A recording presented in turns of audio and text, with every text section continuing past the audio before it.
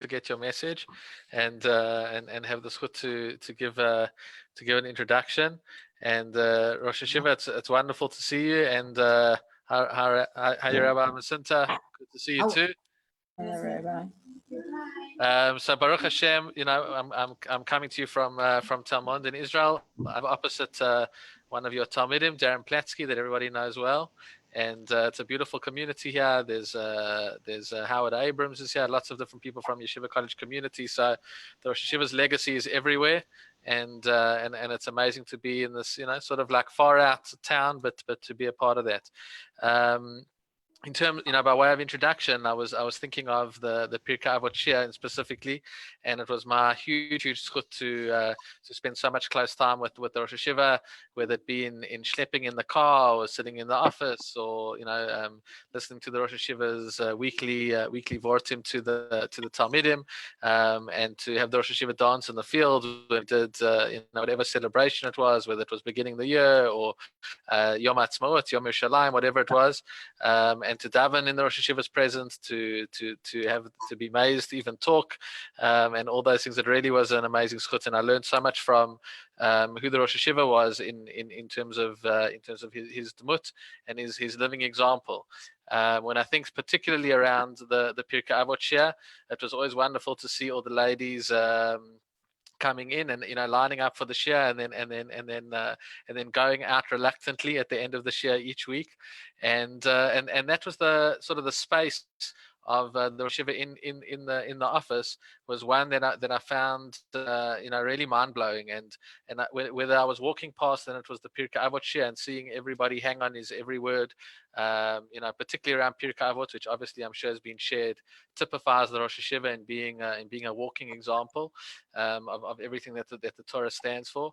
Or it was, just through my door, hearing the Rosh Hashiva on a phone call, and seeing him reaching out to the people that nobody else reached out to just his love and care and amazing connection to everybody weekly, consistently, in every way imaginable and unimaginable. He would just go to great lengths, and then that his door was always open.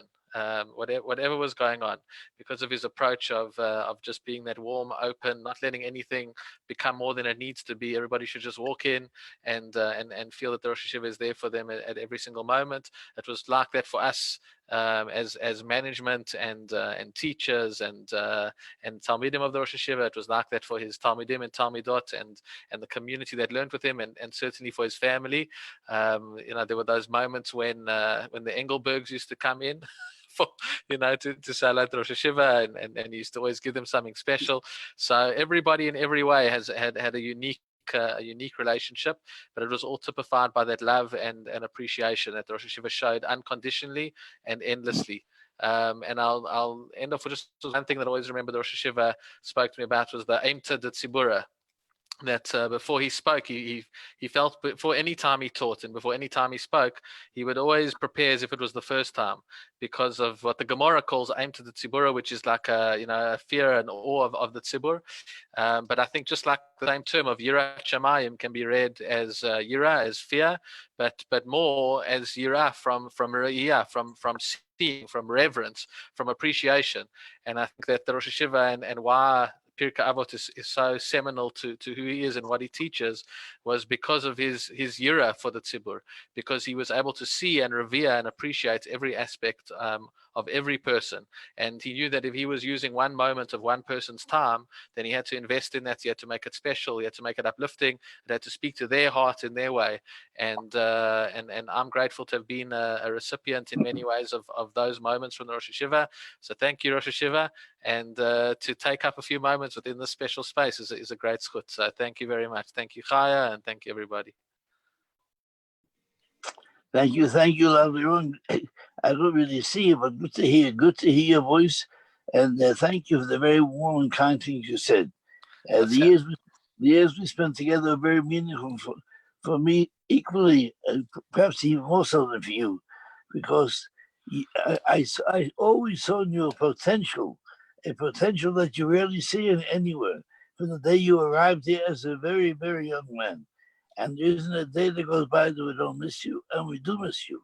There's no way And we wish you every bracha b'tzlacha, and I'm sure you're going to make a great success in Eretz Yisrael on a much bigger canvas and a much bigger format, but we miss you.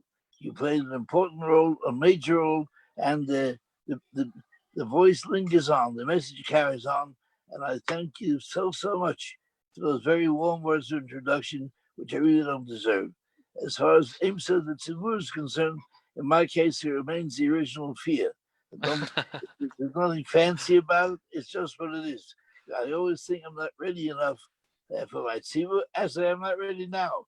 But I slept a little longer this afternoon than I should have, and I'm behind the 8 ball, so let's see what we can do. Right? And we're still close enough to the beginning of the Mishna to keep in front of us the reserve. The reserve that Pirkei Avot is based on. First of all, as everyone knows, the Mishna began, Moshe Kibul Torah Sinai. It began with the name, Moshe. And Moshe received the Torah at Sinai, and the Torah uses the word Kibel, because being a mortal man, he couldn't possibly hand over whatever Hashem had to offer, because he couldn't take it in. There's no way a physical man of flesh and blood, and the Shem, of course, could possibly receive all the Torah Hashem had to give. Hence, Kibel, he received whatever he could receive. And shiur, but whatever he received, he was able to pass on to his disciple Yeshua 100%. So in other words, Moshe got the Torah straightforward. Whatever he could receive from Hashem, he got it. He passed it on to Yeshua. Yeshua was a great Talmud. Now the Yomish B'Techel never left the tent, was totally devoted to studying Moshe's lifestyle, and Moshe's approach to life, 24 hours a day. He got it all. He passed on exactly what he get. And Yeshua gave it over to this kingdom, who served as the kingdom. This kingdom now a group. Now there's no individuals now. They were a group, and they were all people with Ruach HaKodesh, etc., and they're able to receive whatever Yeshua had to give them, and eventually passed it on to the Nevi'im.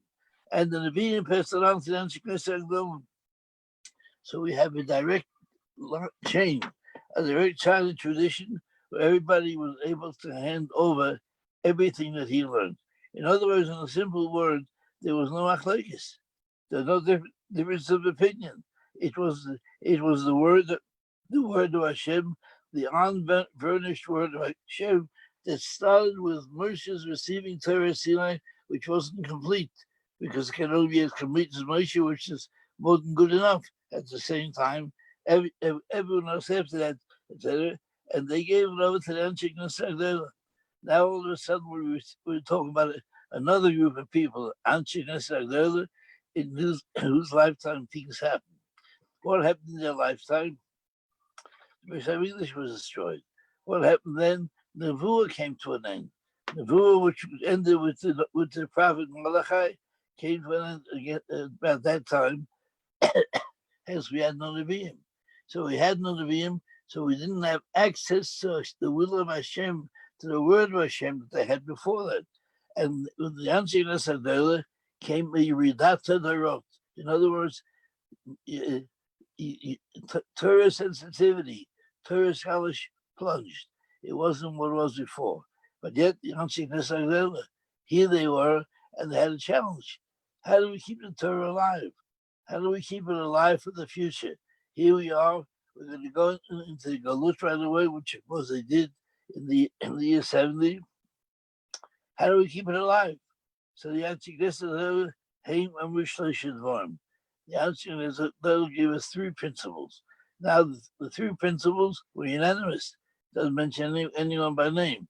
So of the 120 people who started out being the Anshe Knesset, according to one opinion, they were replaced as they passed on.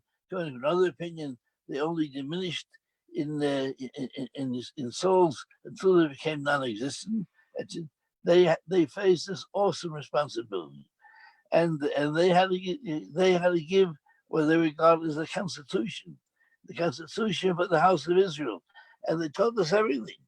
They told us how to daven. They told us how to welcome Shabbos. They told us how to make Kiddush. They told us how to make Abdullah. They told us how to say Shema, what to say Shema. They told us how to say the Amidah, what makes up an Amidah, how do you begin it, how do you finish, everything. Whatever you wanted to know, they gave us the structure of Judaism as we know it today, and we have remained committed to Judaism because of the Untitled. Now they eventually came to an end as well, and the Mishna after that was Shimon HaTzadik. Along came Shimon HaTzadik, a holy man, a very holy man, a Kohen Gadol for 40 years, a man who was very close to Hashem, and he was the last of the Antignus Agdala. And he gave us his three principles. What did he say? The world stands on three pillars. It's a tripod. If you don't have the three legs, it falls apart. It's not omeid. It can't exist. It has no future. And what were those things? Ala Torah, ala Avodah, v'al Milut Chasadim. Now, last week I introduced you to the Avraham, who made an interesting comment. And that was Shimon HaTzadik. The mission that followed Shimon HaTzadik was Untitled Yisroel. That Untitled Yisroel represented something he knew now. What did he represent? First of all, it's a Greek name. It wasn't a Jewish name. And Untitled Yisroel, he received from Shimon HaTzadik. Okay, now Untitled Yisroel, it appears that with him something started.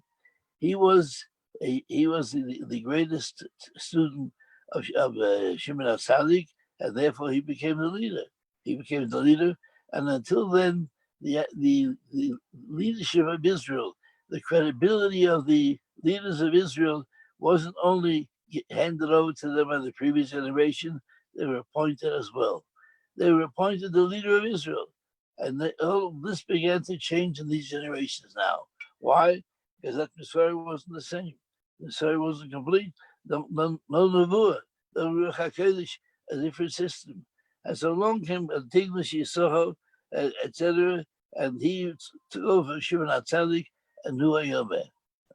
Now the Avraham, who I quoted last week, makes the interesting comment that the following group of Talmidim in the next few Mishnayot, Antignus Yisroel and Antignus Yisroel and Yossi ben Yoezer. Let me see where I put my piece. Oh, here. Antignus Yisroel, Yossi ben Yoezer, Israel, Yossi ben Yechon Ish Yerushalayim, they actually were following a fashion. Each one was elaborating on one of the points of Shimon HaTzadik. Shimon HaTzadik says the world stands on three pillars, and the first one was Al Torah, Al Avodah, Al Milut Chasadim. Came along Shimon Antignus Yisroel, and he stressed one of them. One of those three. And which one did he stress? Avodah. What does it mean the world stands on this leg called service, Avodah?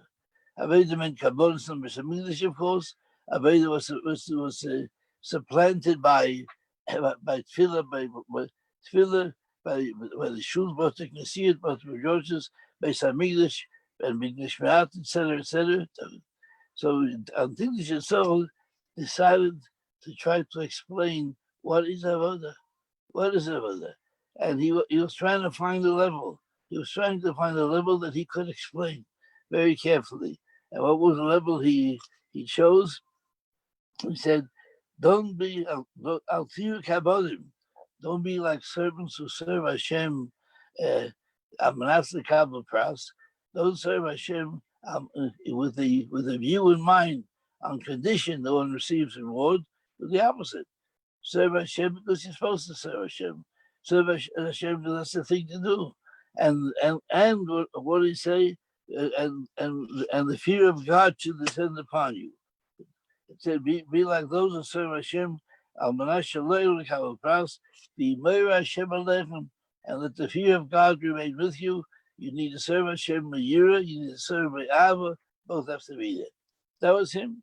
That was Untitled Chapter.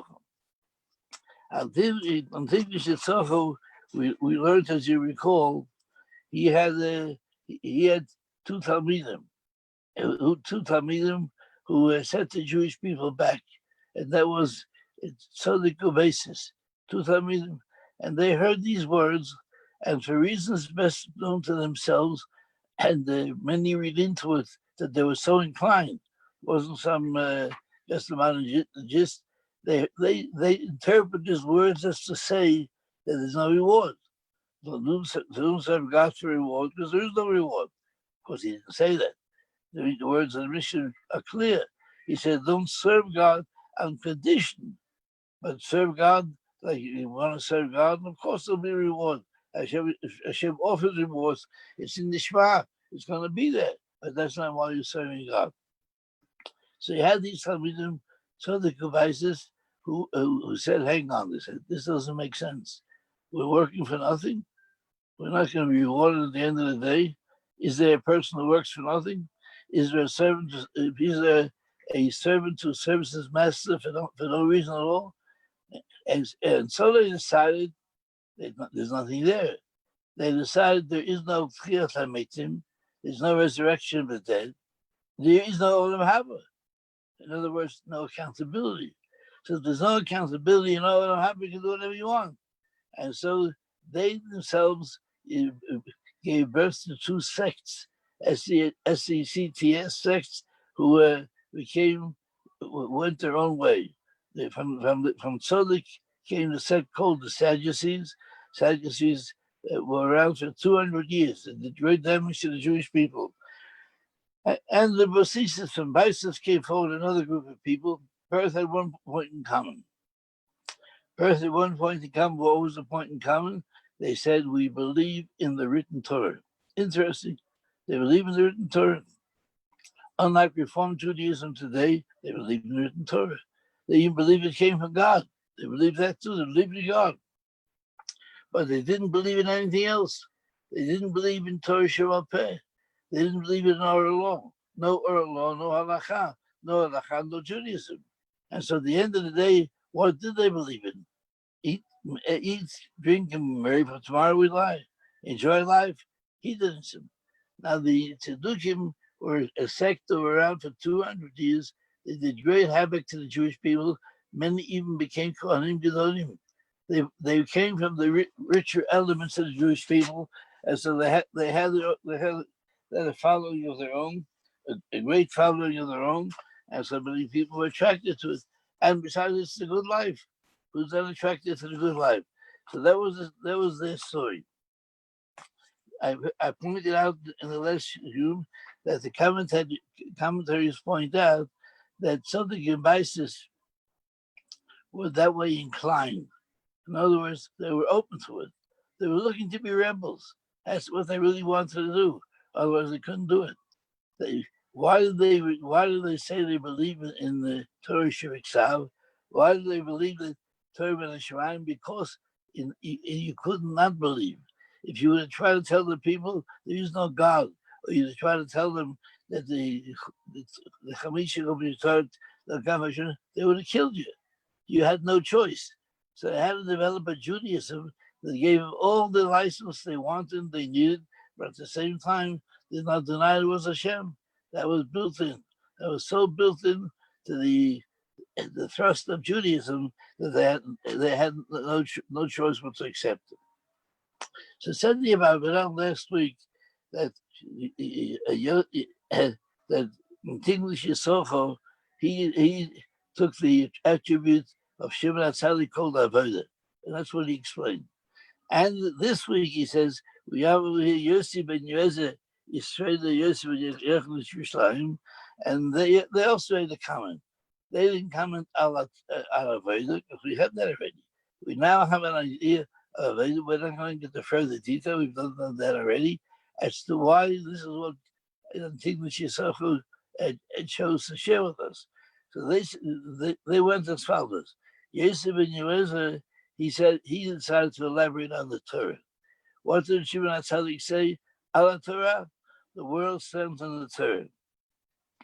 The world stands on the Torah, And so Yosef and Yehuda decided to set out for himself what exactly that means. What does it mean stand in the Torah? And if you go back to that they use the same language. Hey, me Talmidim Havre. If you're talking about Torah, you mean a lot of students. You mean raise a generation. Raise generations or committed to the Torah, and that's what they were trying to do. So Yosef and Yehuda straight up, Yosef and Yerushalayim came along, and Yosef and Sreda said as follows: how do we, what does that mean now? What does that mean, Torah? And we're going to leave this open for the meantime because we just want to see his words. Said he, he said, he basically now how do we assure that Torah is going to remain with the Jewish people? So we don't teach it. You teach children Torah, teach your students Torah, make many students, but at the end of the day, you had to work out. You had to have a program. Well, they had a program. They had a program which we don't know if we'll get into the detail today. But what was it all about? They said the only way that you can teach your children Torah is if your children see that Torah is important to you. And how are children going to tell how important Torah is to you is who comes to your house. Who comes to your house? You always say, who are your children's friends? He said, no, he said, not only your children's friends, far more important, who are your friends? What are the people that you choose to have in your, what kind of people are they? What do they represent? Kids will never forget that. They'll never forget it all the days of their lives, these mommy and daddy's friends. So he said, what did he say? Your house should be a gathering place for the wise. Okay? Not so simple. What does it mean, a gathering place for the wise? That when wise men, means scholars, Talmidei Chacham, want to talk Torah, you know what he should say? Let's go to their own house. Let's go to Chaim David's house. Let's go to whoever's house. And that's where they want to talk. It's comfortable. Why is it comfortable? Because the people who are there, they are known to love Torah. They love Torah, they care Torah, and they're totally committed to Torah, and they want Torah to work. So that's what they say. You have to create a background. And when you're listening to them, sit at the dust of their feet. Sit as close as you can. Get as close as you can. Show that it matters. Show that it's important. Another way of putting it, don't treat them as guests in your house. Treat them as if you're guests in their house. It's such an honor for you to have them there, that you are the guest in their house. And and drink their words with thirst. Never look like you had enough. Never look bored. Never act like, what do I need this for, etc., etc. That doesn't work. So you have to create an ambiance. You have to create a background. Create a background in which Talmidei Chacham feel at home. If you succeed in that, you'll get your message across. Why? Shimon HaTzadik said so. Wasn't it Torah? Now, all Yosef and Yez is trying to add, how do we get there? What does that really mean? How do we get to this story that Shimon HaTzadik talked about? And that was his contribution.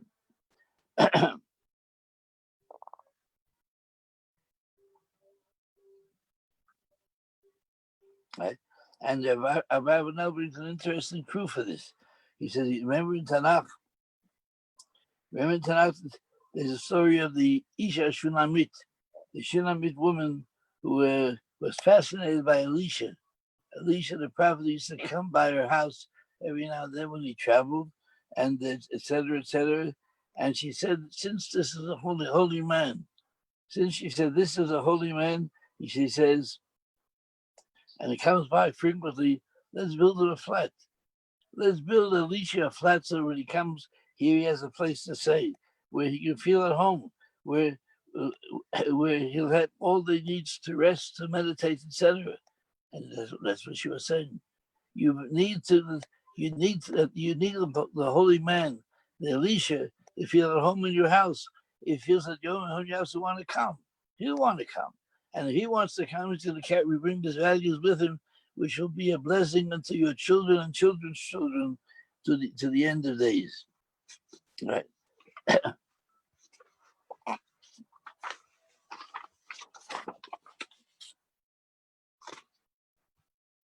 Right. Now, in discussing Untitled Chapter, we talked about the fact that the Tzedukim, they were less radical than the Misyavnim. Who were the Misyavnim? Completely Hellenized Jews. That's the Hanukkah story. Jews became totally Hellenized, and the Tzedukim became very wealthy and politically astute and struggled for religious control during the 2 centuries and the Second Temple, etc. And many times the Sadducees were in ascent. It looked like they were winning the war. It eventually faded away after a number of centuries. I'm quoting very wide now. There is no movement in Judaism that really lasted if it was devoid of Torah. If it was trying to take people away from the roots, it could last for a while. The fish out of the water of Rabbi Akiva. So we talked about that the other time, right? And the Chazal understood that this deception of Antigonus' disciples, they were opposed to Torah discipline. They were looking for an excuse, and looking for an excuse to go their own way. They were looking for an excuse to be rebels, and they found it. And they developed these sects over here that did the Jewish people great harm for hundreds of years. All right. Now let me just move from here.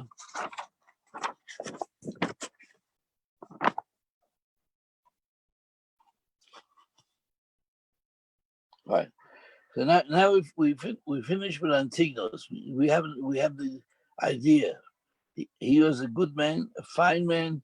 He was a god lador. Because every one of these people till now were the giants of the generation, the god lador. And the god lador had to see as his own students distorted his message and brought about a total revolution and devastation that set the Jewish people back hundreds of years. Imagine how he felt, but there was nothing you can do about it. This is what happened, and the Chazal set it down as a fact. This is what it was all about. And then from Untitled Chapter came 2 students. Suddenly we're introduced to something interesting now. What do we have now? We have 2 students. In other words, leadership is not one man. It's not Moshe, it's not Yeshua, it's not Antigonus Agdola, it's not Shimon HaTzadik, it's not Antigonus too. And the students they were called Zugot. They were called Zugot, and they are the first members of the Sanhedrin. They're the first of the Sanhedrin, which was itself a Greek word, to share the influence on Hellenism on the Jewish people. That was itself a Jewish word.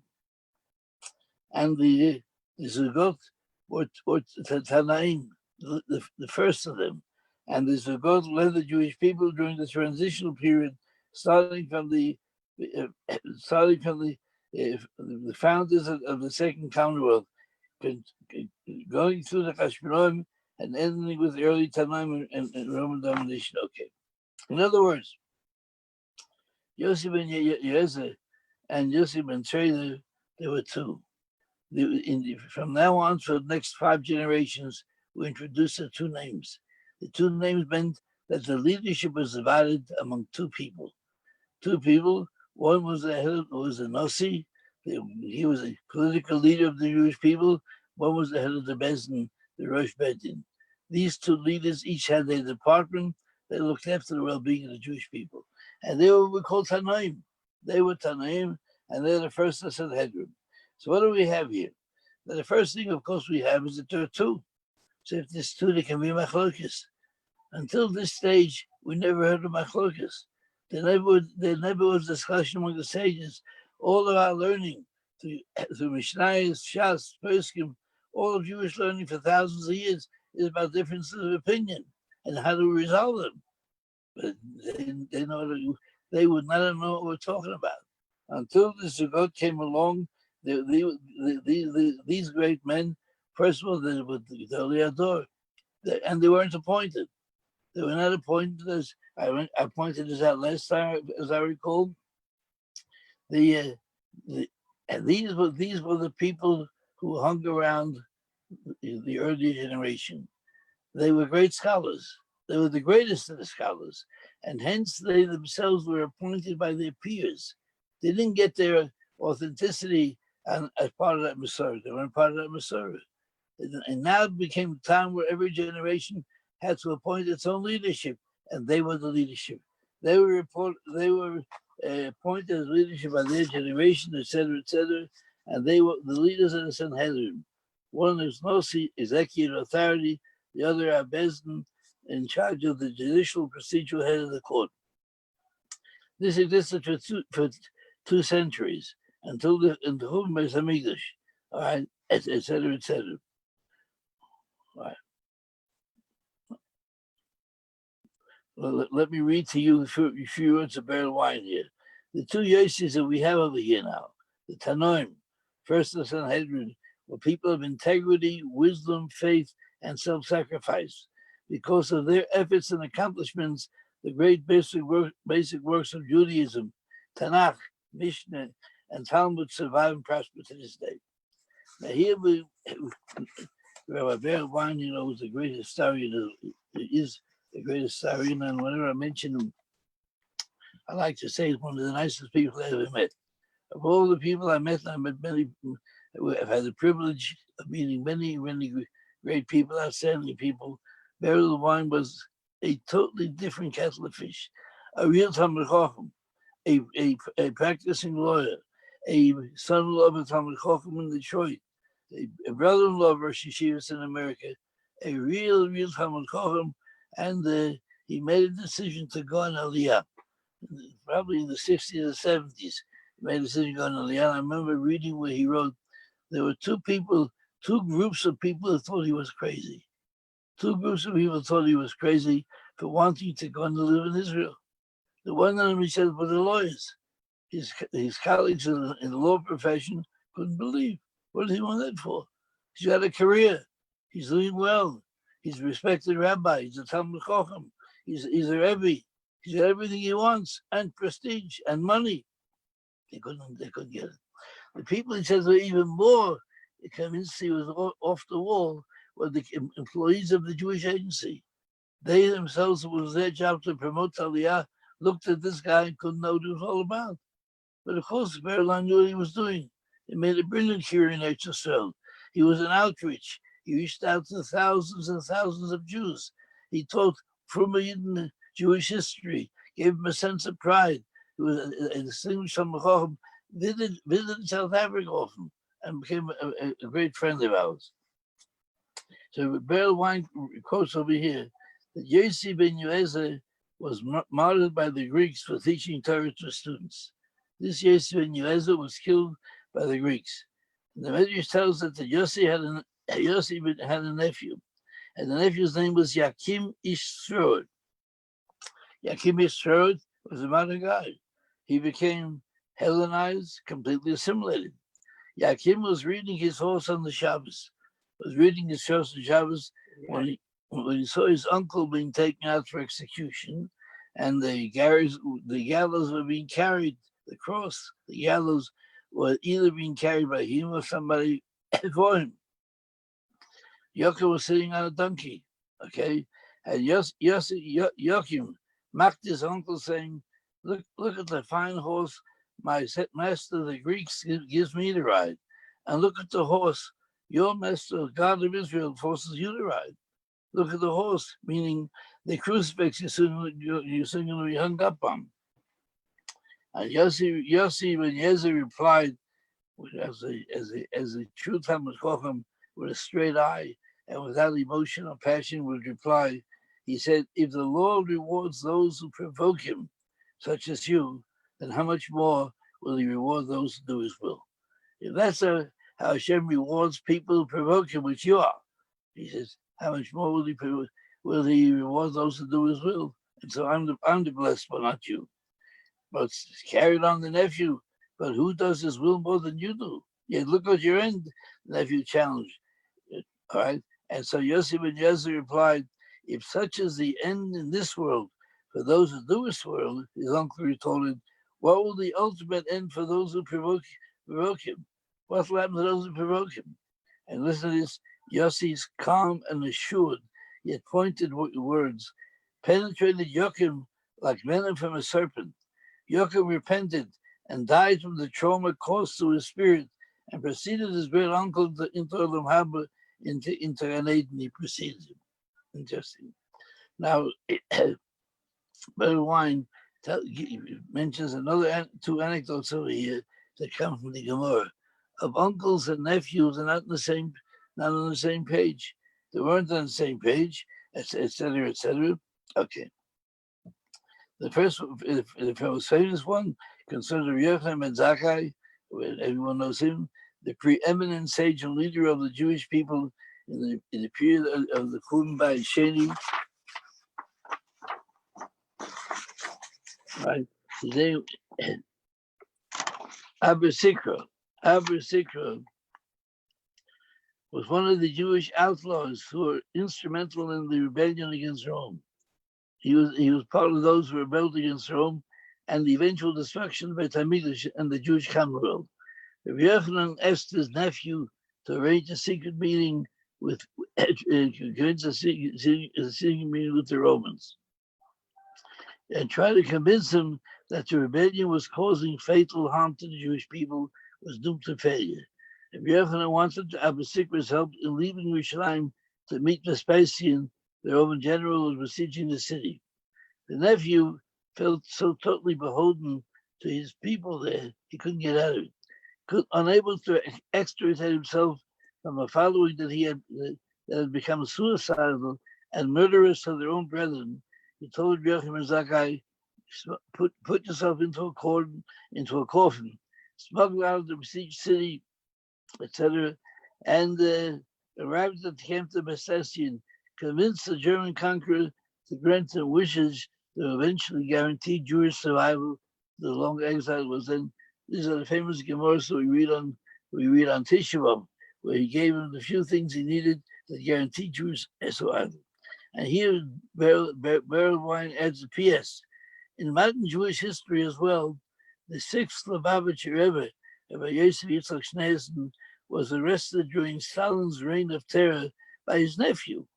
Arrested by his nephew, also a Schneerson, who was captain in the Soviet police. It seems the old uncle is always wrong and impedes progress, until eventually the wise nephew is taught differently by life's experience, which eventually catch up with you. Anyhow, as we said before, until this point there was no room for machlokes, no difference of opinion. But now you had Yossi ben Yezer and you had Yossi ben Yochanan, and they're the first recorded machlokes in Shas. The first recorded machlokes was between these two Tanoim over here that they're responsible for the next Yossi ben Yochanan issue.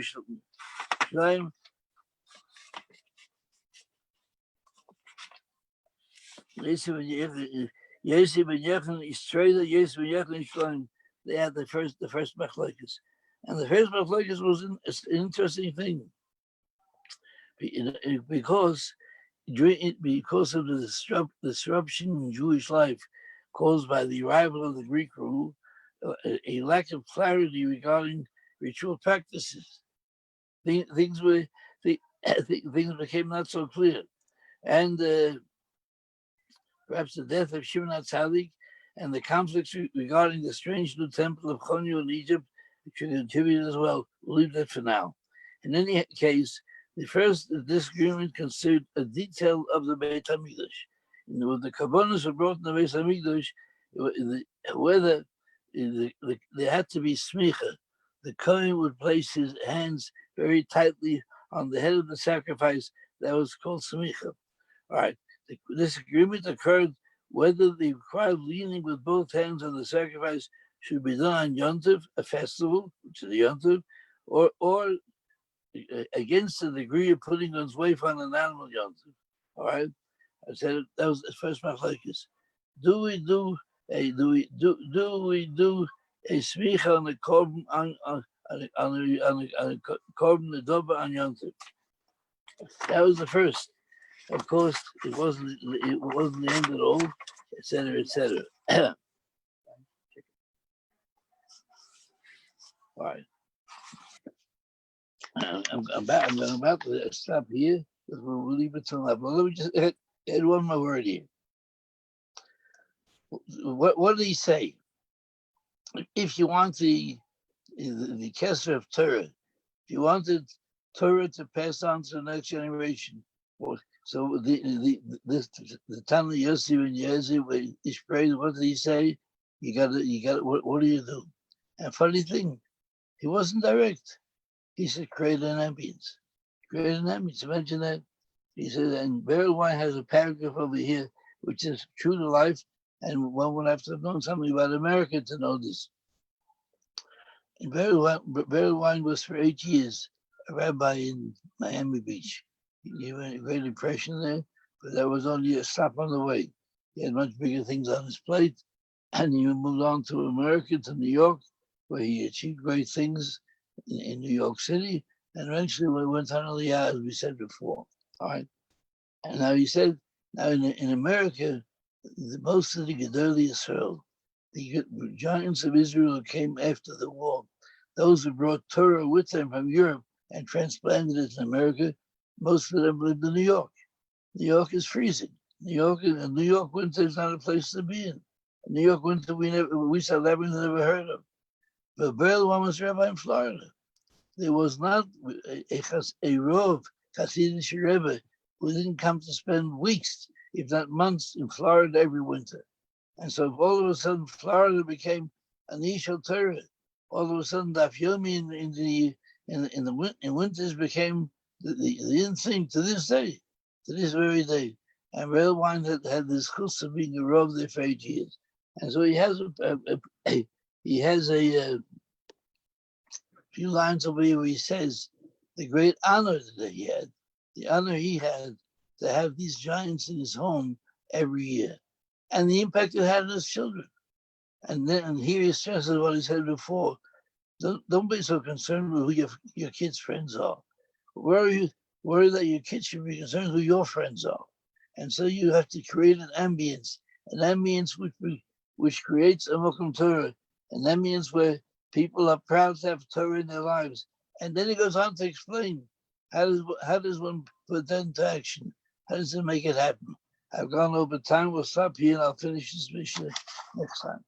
Thank you. Sorry I wasn't as prepared. Thanks very much. Thank you. Thank you. Thank you. Thank you, Shiva. Rabbi. Thank you. Lovely to hear you. Thanks, Mr. Shiva. Thanks, Chaya. Cheers, everybody. Bye-bye. Bye-bye. Thank you. Thank you all. Bye. Thanks, Dad. Thank you.